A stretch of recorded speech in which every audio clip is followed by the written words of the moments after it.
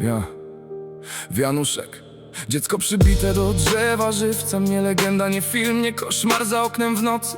Krzyk bezbronnych unosił się ponad pola. Człowiek człowiekowi zgotował piekło bez Boga. Matki bez imion, ojcowie bez grobów, spalone wsie, krew płynąca zamiast potoków. Wołyń pamięta, ziemia pamięta wszystko, choć od tamtych dni minęło już tak blisko i daleko. Nie piszę tego, by wzniecać kolejny pożar, bo nienawiść po latach też potrafi zabijać.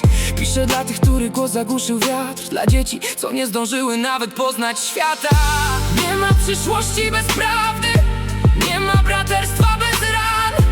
Nie zbudujesz wspólnej drogi, gdy za plecami niesiesz gniewu stan. Pod jedną flagą Europy, pod jednym niebem od lat.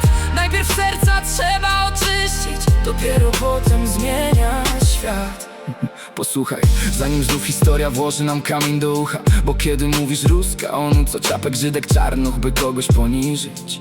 To czym różnisz się od tych, co chcieli innych upokorzyć?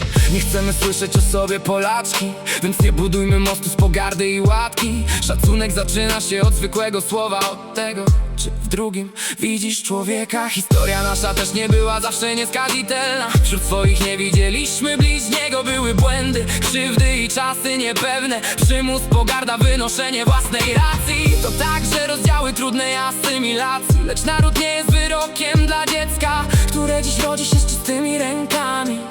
Nie dziedziczymy win, lecz pamięć i obowiązek stają przed nami. Nie ma przyszłości bez prawdy, nie ma braterstwa bez ran. Nie zbudujesz wspólnej drogi, gdy za plecami niesiesz gniewu stan. Pod przyszłą flagą Europy, pod jednym niebem od lat. Najpierw serca trzeba oczyścić, dopiero potem zmieniać świat. W Babym Jarze wiatr wciąż niesie imiona. Tam też człowieczeństwo zostało pogrzebane. Żydzi ginęli, a świat często milczał, jakby cisza mogła zmyć winę sumienia. Treblinka, Majdanek, Terezin, Auschwitz, Bełżec, Sobibór, Chełmno, Stutthof, Dachau, Buchenwald, Sachsenhausen.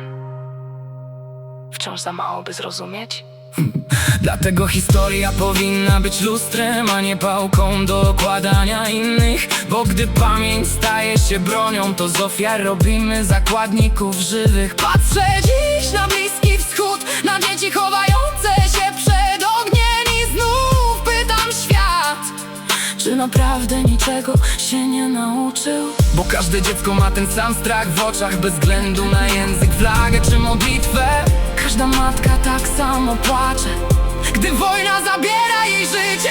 Bandera nie był drogą do pojednania, historia zostawiła na tym twarde zdania. Krew tych, którzy szukali porozumienia, też woła dziś o uczciwe spojrzenie. Lecz pomnik nie powinien być ważniejszy od człowieka, a sztandar od sumienia. Naród staje się wielki nie wtedy, gdy ukrywa błędy, lecz kiedy potrafi nazwać je po imieniu. Spójrz, większość Niemców przeprasza za zbrodnie przeszłości. Nie dlatego, że mają krew na dłoniach, lecz dlatego, że mają odwagę odpowiedzialności.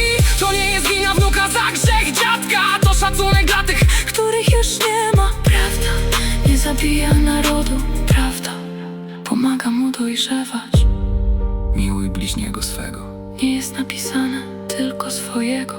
Bóg nie dzieli ludzi na lepszych i gorszych.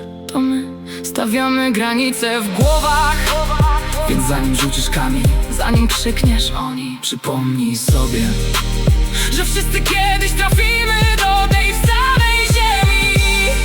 i właśnie dlatego w imię zamordowanych, w imię dzieci bez grobów, W imię Boga i człowieka, pamiętajmy. ale nie nienawidźmy.